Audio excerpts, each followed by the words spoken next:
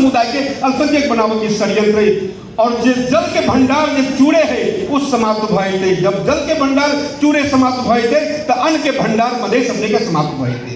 ते द्वारा गलत के विरोध वो सीना ठोक कर संघीय संसद में बैठेंगे और जे गुलाम है जे हम सब कांग्रेस कम्युनिस्ट जीतल के गेल है संघीय सांसद सब वो सब अपने के जैसे वही के समर्थन के लगे। मधेश के बर्बाद हुआ वाला मधेश के मरुई बना वाला वो भूमि विधेयक पर वो गुलाम सब समर्थन के लगे। ते द्वारे अपने सब ऐ चीज के जैसे बुझू और गुलाम के जे गुलाम सब अवैया वो गुलाम से कहीं दूर रहो, कहीं दूरी बनाओ। वो विभिन्न किस्म के लोभ दे, वो चुनाव के समय में एक प्रकार के लोभ दे जो अपने से विभिन्न जाल खेल फंसाए।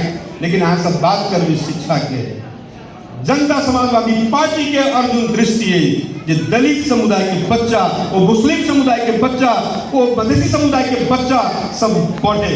जब वो पढ़ लेते, वो शिक्षित भय थे तो कोई उनका ठीक नहीं सकते। ते द्वारे अपने सबसे यह आग्रह करब जे शिक्षा पर अपने सब बेसी से बेसी जोर दे और शिक्षा जो मजबूत भय थे दलित समुदाय के अधिकार सब प्राप्त करे से कोई नहीं रोक सकेगा। अंत में कहब जे मधेश बोले न्याय चाहिए, मधेश बोले न्याय चाहिए, मधेश बोले हक चाहिए, मधेश बोले हक चाहिए, न्याय नहीं तो आग चाहिए। जय मधेश, जय माता।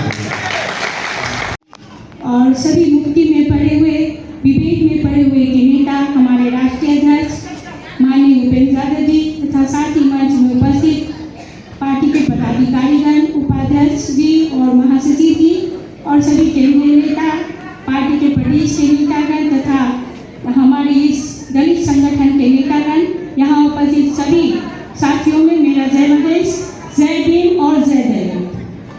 मैं आप लोगों के बीच बहुत कम बातें कहूँगी क्योंकि हमारे राष्ट्रीय अध्यक्ष जी के पास बातों का खजाना है और हमारे पूर्व वक्ता साथियों ने आपको जागरण किस तरह आपको अपनी आवाज़, अपनी बातों, अपने लिए लड़ाई क्यों लड़नी पड़ेगी और क्या क्या हुआ है, इन सभी विषयों में थोड़ा बहुत बातें आप लोगों के बीच की है। मैं एक बात कहना चाहती हूँ कि जब मधेश आंदोलन हुआ, हम लोग के प्रति जो विवेक हुआ उसमें आपकी भी भूमिका बहुत ज़्यादा अग्रणी भूमिका में थी। आपका 63 साल का आंदोलन, हमारा ये 2072 का आंदोलन, इन सभी बातों में आपका उतना ही सहभागिता रहा क्योंकि हर एक घर में चूल्हा नहीं जला, 6 महीना आपको मधेश बंद रहा।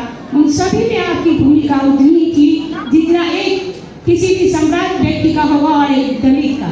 मैं ये कहना चाहती हूँ कि हमारा शिक्षा में पीछे पड़े हुए हैं। आज भी स्थानीय निकाय का चुनाव हुआ लेकिन हमारे दलित साथियों को अब भी वो मान्यता विकास में जो समर्पण का भाव होना चाहिए वो अभी भी हम लोग को नहीं मिला है।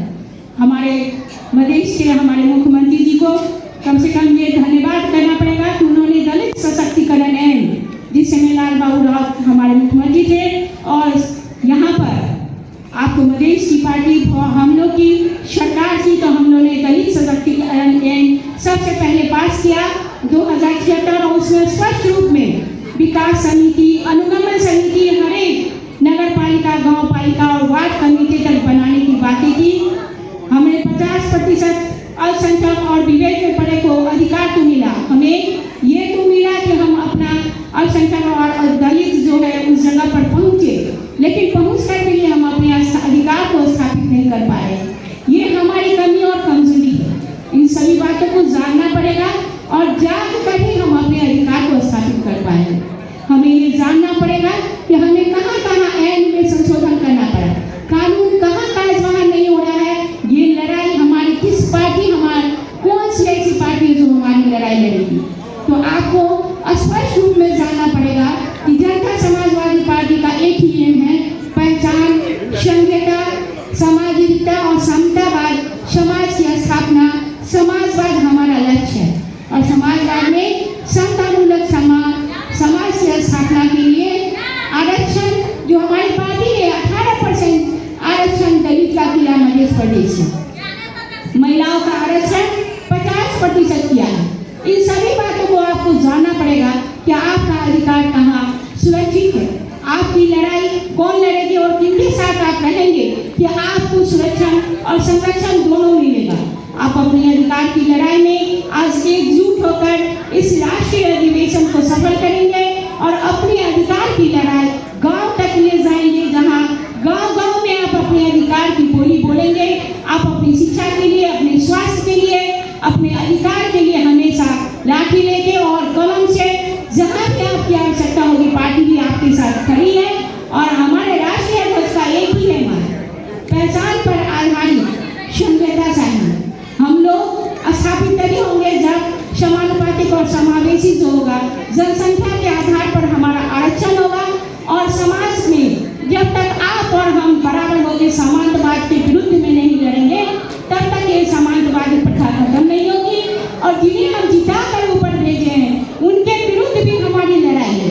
भूमि आयोग ऐसा आयोग है जो हमारा जल, जंगल, जमीन में हमारा पहुंच खत्म करने के लिए लड़ाया गया। जो भी बचा हुआ आपको बुद्धि की संपत्ति, उस पर समानतावाद के लोगों का, हमारे कांग्रेस के माले के लोगों का ऊपर नजर है। इन्हें बेचेंगे और माल कमाएंगे और आपको काठमांडू में ले जाएंगे। हमारे आपके लिए उन्होंने कुछ नहीं किया। आपकी अभी की सरकार, मैं एक बात कहना चाहती हूँ, सूखाग्रस्त क्षेत्र कर दिया, 3 महीना हो गया। प्रदेश सरकार का जो कांग्रेस हिमालय और जनमत की सरकार है, लेकिन आपके पास क्या पहुंचा? क्या उन्होंने आपको खेती करने के लिए दलदल उपलब्ध कराया, पानी उपलब्ध कराया? हमारे कॉलेज जाए और पूरा हमारे नेता लोग मधेश से उनके साथ घूम लिए, पूरा मधेश प्रदेश 8 जिला घूमकर चले गए, लेकिन घूमकर क्या किए? कुछ नहीं किए उन्होंने। यानी प्रमुख कारण कहा जाए तो हमारे बीच में जो एकता होना चाहिए वो नहीं है। हम करीब करीब मुल्क में 13-14% है, और खास करके मध्य प्रदेश में कहा जाए तो हम करीब करीब 18% है।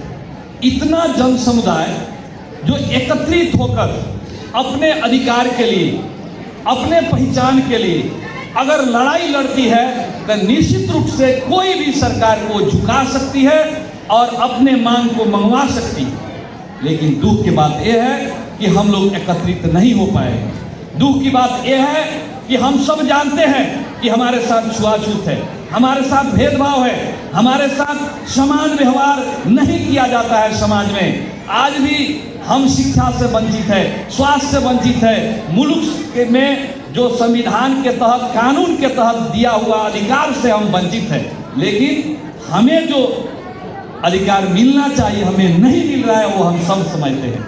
लेकिन हम अधिकार के लिए एकत्रित तो नहीं हो पाते हैं। आप देख लीजिए, संविधान तक, कानून तक जो हमें स्थानीय तह में प्रतिनिधित्व का सवाल है, चाहे प्रदेश में जो हमें मिल रहा है, जो हमें चाहे केंद्र में, चाहे प्रतिनिधि सभा हो, राष्ट्रीय सभा में जो मिलने का बाहर हमारी जो होना चाहिए, जो हमारी, हम जितनी संख्या में हैं, हमारे जहाँ लार्जर कम्युनिटी है वहाँ हमारी प्रतिनिधित्व का सवाल है, तो हम वहाँ से प्रतिनिधित्व छनौट नहीं हो पाते हैं। इसका महत्वपूर्ण कारण, मेजर कारण कहा जाए तो हमारे बीच में हम एकत्रित नहीं होने का है।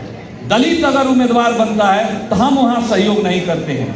अगर दलित को हमारी नेता आगाड़ी बढ़ता है, वहाँ हम आगाड़ी उसको नहीं बढ़ाते हैं। हम अपने विभिन्न राजनीतिक दल के छोटा छोटा स्वार्थ में हम लोग बटे हुए हैं। जब तक हम छोटे छोटे स्वार्थ में बटे रहेंगे तो निश्चित रूप से हम अपने अधिकार के प्राप्ति नहीं कर सकते हैं, ये सत्य है। और हमें छुटियाना होगा, हमें ये जानना होगा कि कौन पार्टी, कौन राजनीतिक दल, कौन नेता हमारे हक अधिकार के लिए लड़ रहा है। अगर हम ये नहीं छुटिया पाएंगे, हम नहीं, ये सही और गलत हम नहीं छुटिया पाएंगे, तो हमारे अधिकार के लिए कौन बात करेगा। हमारे प्रदेश में सरकार थी, उस सरकार ने नेपाल में पहली बार दलित हम लोग सशक्तिकरण एन ले आए। वो एन के तहत कहिएगा तो हम लोगों ने वो एन के तहत 2 समिति बनाए हैं। एक दलित विकास समिति, दलित विकास समिति एक मुख्यमंत्री की अध्यक्षता में एक दलित समुदाय पर हो रहा सदियों से छुआछूत, भेदभाव और उनके साथ कोई भी किस्म का दुर्व्यवहार है, वो कानूनी रूप से अपराध है। वो अपराध को कैसे अंत किया जाए, मुख्यमंत्री की अध्यक्षता में प्रदेश के गृह मंत्री, प्रदेश के प्रहरी प्रमुख और प्रदेश सभा में रहा हुआ माननीय दलित माननीय लोगों का एक संगठन है। हम लोगों ने प्रैक्टिकल में भी गया, हम लोगों ने फील्ड में भी गया। यहाँ हमारे सरकार में रहे, यहाँ उस समय का गृह मंत्री है, वो हमारे साथ ज्ञानेंद्र जी, हम लोगों ने जगह जगह पर गया। यहाँ हमारे चमेली दास जी भी है, हम लोगों ने इसको प्रैक्टिस में भी ले गया और इसका कार्यान्वयन करने के लिए भी हम लोगों प्रयास किए, हम लोग शुरुआत भी किए थे। दूसरा बात कि दलित विकास समिति है, आपको मैं बताऊं, जब मैं मुख्यमंत्री था तब मेडिकल कॉलेज में, खास करके बीरगंज नेशनल मेडिकल कॉलेज में पढ़ने वाला 3 विद्यार्थी आया और उनका कहिएगा तो उनका हॉस्टल फी देने के लिए पैसा नहीं था, तो प्रदेश सरकार से 3.5 लाख दिए। हमने कानून अपने उस समय के तत्कालीन जो मुख्य न्यायाधिवक्ता है थे, तो हम उनसे राय किए इन लोगों का एक व्यवस्थित रूप से, जो दलित के हमारे बेटा बेटी जो प्राविधिक शिक्षा हासिल करना चाहते हैं, उच्च शिक्षा हासिल करना चाहते हैं, पढ़ना चाहते हैं, तो उनको कैसे हम सहयोग कर सकते हैं। इसके लिए उन्होंने कहा कि हम कानून बनाएं, तो हम लोगों ने कानून बनाया। उस समय 3.5 लाख दिया। हम कहें कि ऐसा एक समिति बनाया जाए, जो समिति दलित के बेटा बेटी जो प्राविधिक शिक्षा, उच्च शिक्षा और हायर एजुकेशन वो प्राप्ति करना चाहता है, तो उसको आर्थिक रूप से सहयोग किया जाए।